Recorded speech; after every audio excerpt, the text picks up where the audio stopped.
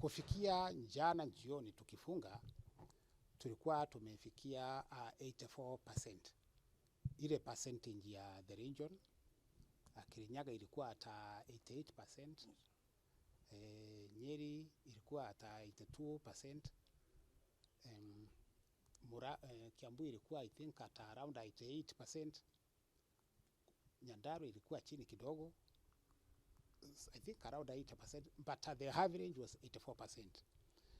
Vile tumesema hata kama nini deadline ilikuwa leo, tunataka nini wale watoto wamebaki nyumbani. Hatuwezi kusema mtoto amechelewa kwenda shule hata yenda. Wote wasanywe na machifu na wapelekwe mashule. So hii hatujasimamisha kwa sababu ati deadline ilikuwa leo, hapana.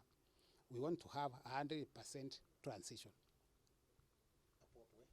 Kuna wengine wako manyumbani kwa sasa vitu tunazungumza, lakini hawana pesa, wameitwa shule za nje. Unajua ukiangalia zile shule tuko nazo ama mfumo wetu saizi, kuna zile shule ambazo sio boarding. Ukiangalia malipo ni kama it is almost free. So we are saying that hakuna mtu wako na nini na sababu ya kutopeleka mtoto shule kwa sababu ati hakuna nini. Kwa sababu ukisikia shule mahali watoto wanaambiwa walipe 500.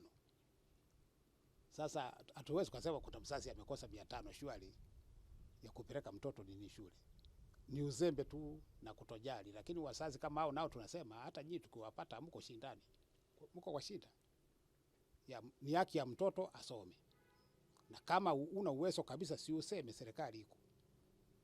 Serikali ya county iko, serikali ya national iko, hata kuna CDF wanapeana nini msaada. Watasaidiwa. Bora tu useme.